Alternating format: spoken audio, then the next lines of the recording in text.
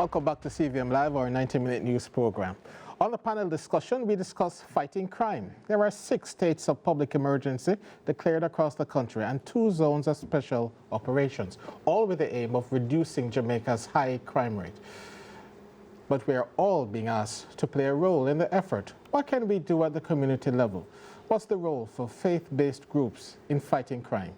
We are joined by the chairman of the Grandspend Community Policing Consultative Committee, Pastor Ian Mured, part-time social worker at Operation Save Jamaica, Joanna Simpson, and a former offender now walking the path of Christianity, Roderick Robinson. Ladies and gentlemen, good evening, and thank you very much for joining us. Good evening. So we've turned to SOEs and ZOZOs, and we are told that we are getting some level of success, but we're also being asked to do something where we are. What can we do? Let's start with you, Joanna. All right, I think there are many things that we could do, but as you said, what is important is recognizing that we all have a role and that we need to take responsibility for what's happening in our nation. And one of the biggest things in this space and that the faith-based community brings is relationship and getting close to people. In fighting crime and reducing crime, we have to recognize that the persons that are dealing with are humans and also require and desire being valued.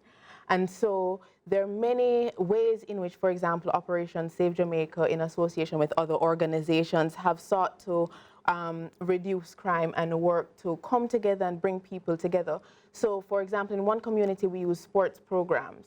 And so we connected with churches in the communities who were already working with young people, and we put on sports programs, and through these sports programs, persons were, they encountered God. And through that, God changed their lives, and there was a realignment and a change of their value systems, and they affected their friends, and their friends also became saved. And through that, persons were able to go back to school. But is it really working? I mean, yes. Before I was born, we'd be having sports programs. But during that time, our crime level continued to grow. Right. Where is the success? Well, I'm actually telling you an example of success here. And that so through this sports program, some persons were able to encounter not just God, but also relationships that they were able to build and value. And through valuing these relationships, they're able to now be interested in the types of morals and the way they live. And so that's one of the things that's important. It's coming close, right, so that persons can be immersed into a new culture. Let me ask the pastor this. Pastor, are we reaping the success through these programs? The Minister of National Security had been asked to, had given a comment on some of these social intervention programs, and he didn't think we've been doing very well at them at all. Well, I can speak from the Grandspend experience. I have been in that community as a pastor 27 years.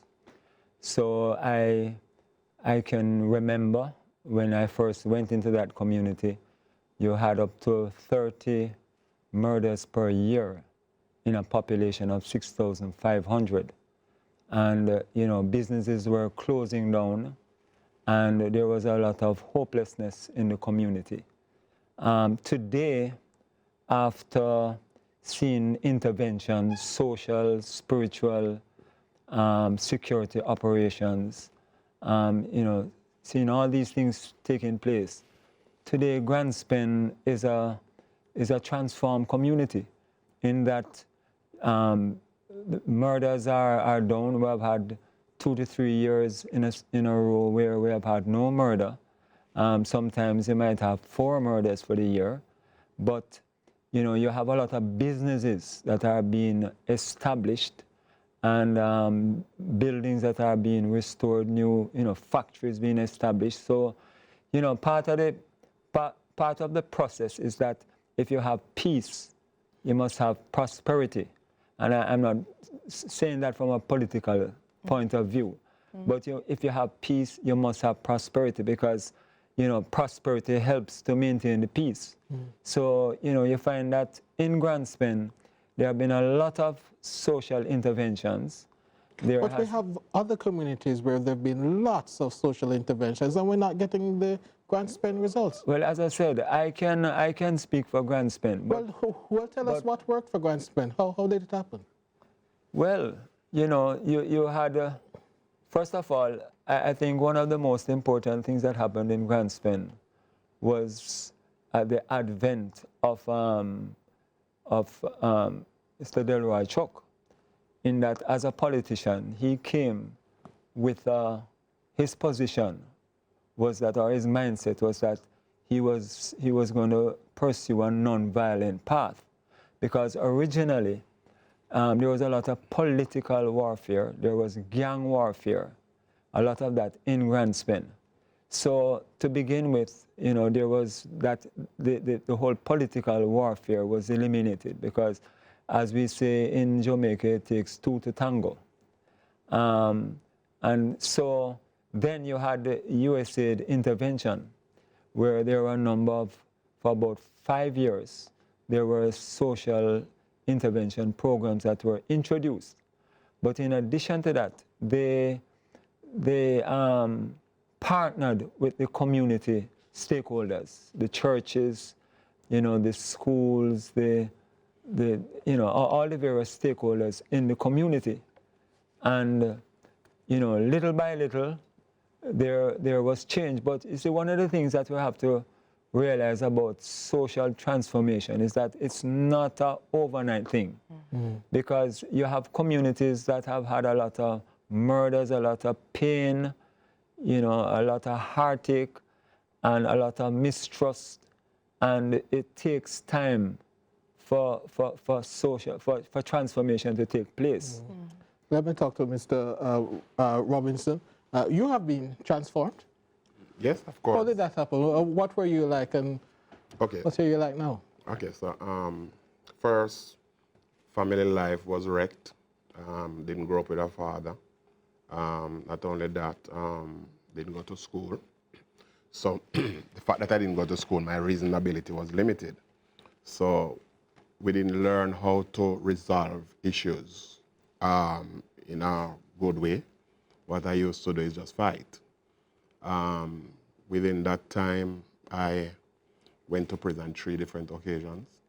And the last time when I went to prison, I got 5 years. And there was some church groups that came inside the prison. And they didn't just present Jesus Christ to me. They demonstrated love. And they responded to me in a way that I have never experienced before. And this says to me that, you know, there was hope for me. So I started to study the Bible, and I started to pray and seek the Lord. But I started to listen to these people who give me instruction of how to live my life. And I followed those instructions, and today I can say that I'm a transformed person. You understand? I'm now a family man. I have my wife and my children. Still not perfect, still traveling the path, but I believe that it's a process, but you have to start somewhere. Right, but how can we get other men like you who, you know, fight, don't know how to deal with things, and to become transformed as you have become? I think first the church have to be militant where their mission is concerned, to, you know, continue to propagate the gospel of Jesus Christ, number one. And number two, the individual who we call troubled people, they need to recognize that there's a void in their lives and that they need a change. You cannot receive that change, though, if you don't, how should I put it now? If you don't agree with the propagator, so to speak. If you don't think something is wrong. Right, or if you don't think something is wrong. So you have to think that and that was my case. I believe that something was wrong, because when I evaluate my life, I said, no, everything was just going wrong. Everything was just upside down. And when change came, I accepted it. Yeah. Pastor, we have lots of churches. I mean, people tell us all the time that we have churches and bars, almost in equal measure. Why is it that the church hasn't been doing much better at changing lives in inner city communities? Well, it's kind of difficult for me to speak about other churches. But, generally what I've found is that for some churches, the vision is very internal, for some. Mm-hmm. But the truth is that there are also many churches that are involved in community work, very effective community work. Mm. But does the church as a body see itself having a role in fighting crime in communities? Fighting or are you crime just in focused terms of, on, ensuring that it doesn't happen, or are you just focused on trying to get them to heaven? I think you have a mix. You have some pastors who are just focusing on getting people to heaven, and they don't see themselves as a part of the process in terms of working with other stakeholders to bring about better communities. But I just want to say that in Grand Spin, one of the community policing consultative committee / CDC that we have, it's a committee that has all the major stakeholders operating in that organization. That includes the member of parliament, the councillors, the opposition members, the police, the various foundations, the principals of schools. And so I am the chairman. I happen to be the chairman of that organization. But, working in partnership with the various stakeholders is very, very critical in terms of bringing about community transformation. And I would encourage, I would use this setting to encourage pastors to become, associated with the stakeholders and work in partnership with the stakeholders in the community. It's very difficult to develop trust, and some people are very, they're very careful in terms of forming relationships. But if you're going to bring about community transformation, you must work in partnership with the other stakeholders in the community.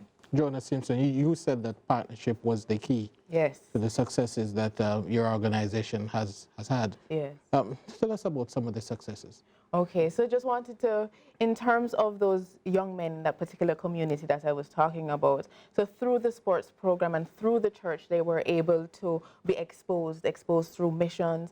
They were, to other countries that they may not have been exposed to. And as a result of the training that they went through, as a result of the educational opportunities that they received through the platform of the church and working with other organizations, now most of them have stable families. They have their own jobs. All of them are entrepreneurs, and we're still working with them to, help support their businesses and further their businesses. Mm-hmm. They're also seeking to give back into their community, because of all of the transformation that has taken place in their own lives, And also for Operation Save Jamaica, some of the things that we do is we use men's breakfasts, to bring people from varying communities, men from varying communities, to come together and to fellowship.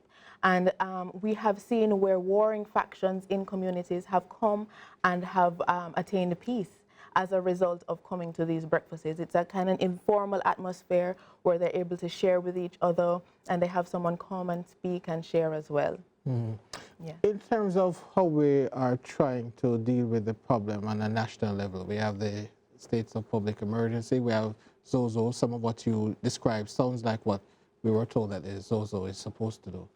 How do you rate Jamaica's response to the crime problem? Are we doing the right things? Are we going to get long-lasting success? SOEs, ZOZOs? Is that the way to go?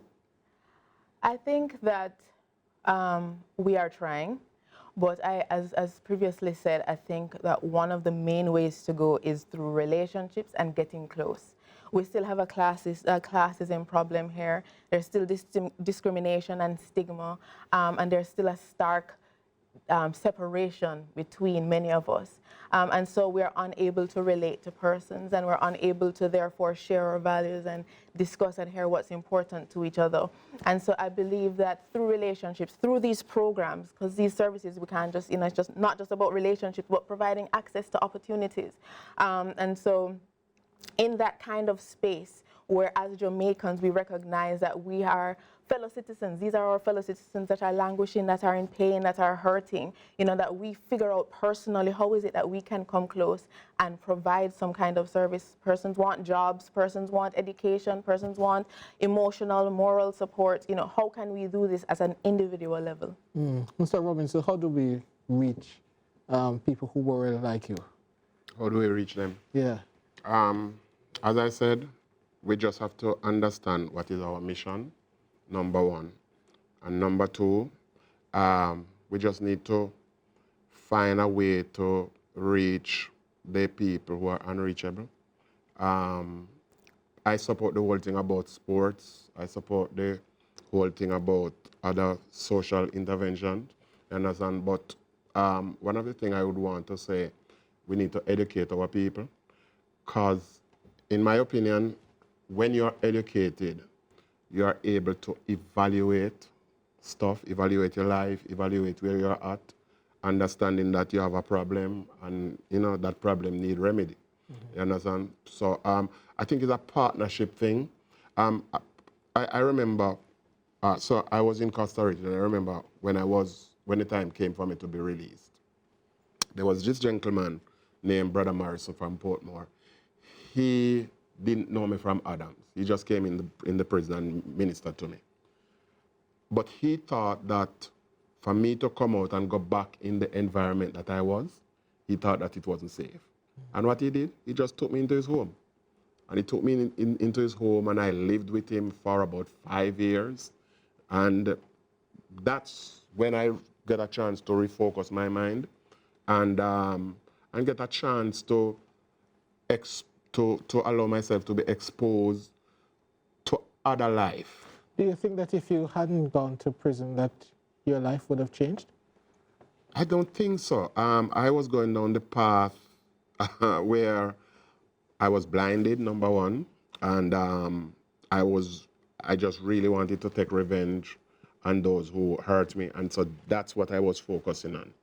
So I'm not certain, and I don't think if I hadn't gone to prison, if I would, get the chance to really sit down and say, boy, I need a change. You understand? So there has to be some form of intervention. Yeah. Pastor, what do we do? People are asking for answers. I'm not sure if what we're doing will work. Well, for churches, I want to say that, Zozo, I think it's a good attempt in terms of, what the government is doing. But in terms of social intervention, that has to happen also. And in terms of the churches, my prayer is that churches will realize that they have a role to play that no other stakeholder can play. Part of that is in terms of praying for our nation, praying for our communities. The Apostle Paul said that we wrestle not against flesh and blood, but against principalities, against powers, against the rulers of the darkness of this world, and against spiritual wickedness in heavenly places. And if we are really sober-minded, we will recognize that a lot of the wickedness that is occurring in this nation, it is influenced by spiritual forces that are wicked. I'm not saying that persons are not responsible for their actions, but the church has a very important role in terms of praying and interceding for their communities and for the nation.